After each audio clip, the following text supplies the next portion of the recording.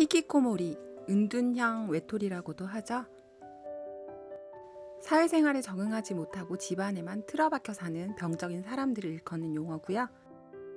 1990년대 말부터 한국에서 나타나기 시작한 방콕 쪽과 증상이 비슷합니다. 이들은 스스로 사회와 담을 쌓고 외부 세계와 단절된 채 생활한다는 공통점을 가지고 있습니다. 히키코모리의 증상으로는 사람들과 대화하는 것을 꺼리고 낮에는 잠을 자고 밤이 되면 일어나 텔레비전을 보거나 인터넷을 합니다. 자기 혐오나 상실감 또는 우울증 증상을 보입니다.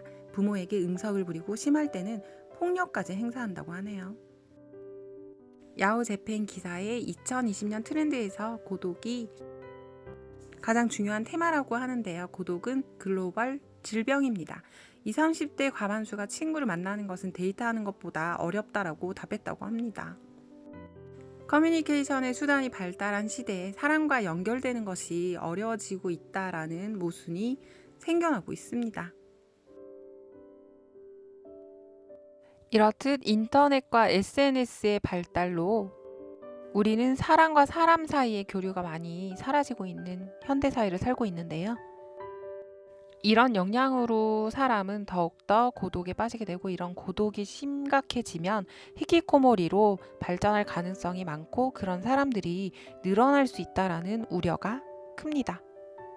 저 또한 SNS 세상이 훨씬 편안하고요. 방콕녀, 집순이, 히키코모리. 우스갯소리 같지만 이것이 현실입니다.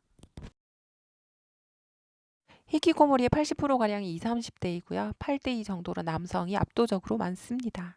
치열한 경쟁에서의 낙오로 인한 사회 부적응. 스스로 무기력함을 극복하긴 힘들다. 부모의 적극적인 개입이 필요하고요. 혼자서만 생활하는 공간을 바꿔주는 것이 필요합니다. 본인 스스로 희망을 발견하는 법이 중요합니다. 본인이 벗어나지 않는다면 최후는 비참합니다. 무엇보다 최선을 다해 집중할 것은 주변의 말에 너무 흔들리지 않고 자신의 성장 페이스로 집중해서 가야 합니다. 상대방의 존재를 인정하고 존중해야 합니다. 안 하는 것보다 늦었지만 지금부터라도 하는 것이 아예 하지 않는 것보다 낫습니다.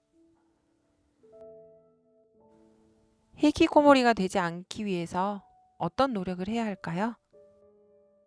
어릴 때부터 자존감을 높여야 된다고 생각합니다. 그리고 긍정 마인드를 가져야 합니다. 자기 통제력을 가져야 합니다. 독서를 해야 합니다. 독서는 우리에게 많은 지혜를 주고요. 학교 공부가 아닌 세상 공부를 더 많이 해야 된다라는 생각을 했습니다. 자신이 좋아하는 분야의 사람들을 많이 만나보아야 합니다. 나 아닌 타인에게 더 많은 관심을 가져야 합니다.